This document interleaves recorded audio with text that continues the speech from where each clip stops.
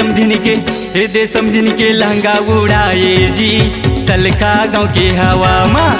दे समझिन के लहंगा उड़ाए जी सलखा गाँव के हवा माँ। कोरबा जिला के हवा माँ जी, रायगढ़ जिला के हवा माँ, बिलासपुर जिला के हवा माँ, कोरबा शहर के हवा माँ जी, रायगढ़ शहर के हवा माँ, बिलासपुर शहर के हवा माँ। दे समझिन के लहंगा उड़ाए जी सलखा गाँव के हवा माँ।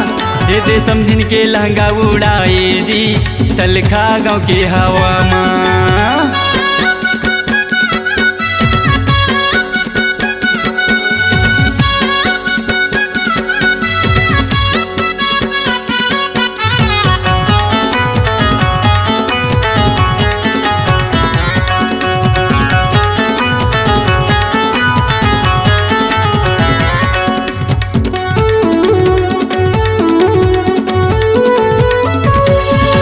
सलखा के सुबह शाम के हवा लाख रुपये कम करते, ओ लाख रुपये कम करते।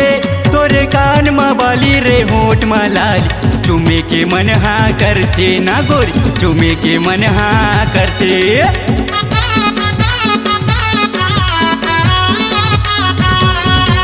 शादी के गोरी सीजन चलते है, शादी मोर संग करा ले, वो बिहा मोर संग रचा ले।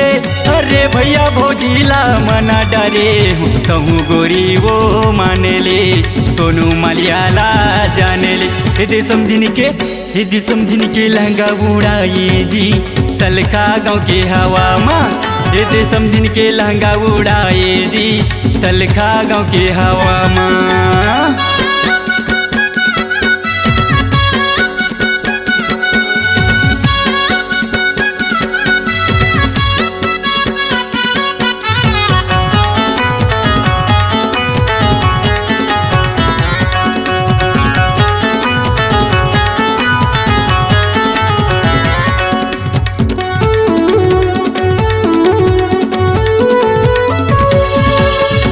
दीवानी बड़ा नखरा वाली, मिले बड़े मोला बलाए जी खोटा घाट माँ बलाए।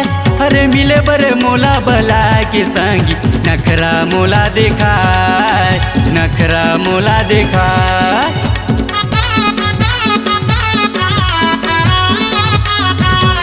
सुना चाहे गरम तोरे गाले नरम, चुम्मा दे है माँ वो नहीं है शरम, चुम्मा दे है माँ वो नहीं है शरम। हिला कहते प्यार मोहब्बत में होते गोरी सब अच्छा करम, होते गोरी सब अच्छा करम। दे समझिन के लहंगा उड़ाए जी सलखा गाँव के हवा माँ। दे समझिन के लहंगा उड़ाए जी कलरी गाँव के हवा माँ। कोरबा जिला के हवा माँ जी, रायगढ़ जिला के हवा माँ, बिलासपुर जिला के हवा माँ, कोरबा शहर के हवा माँ जी, रायगढ़ शहर के हवा माँ, बिलासपुर शहर के हवा माँ। दे समझिन के लहंगा उड़ाए जी कोरबा जिला के हवा माँ। दे समझिन के लहंगा उड़ाए जी कलरी गाँव के हवा माँ। दे समझिन के लहंगा उड़ाए जी गिधौरी गाँव के हवा माँ। दे समझिन के लहंगा उड़ाए जी सलखा गाँव के हवा माँ। C-Log Digital Recording Studio, Cordoba. Contact number 99071192115.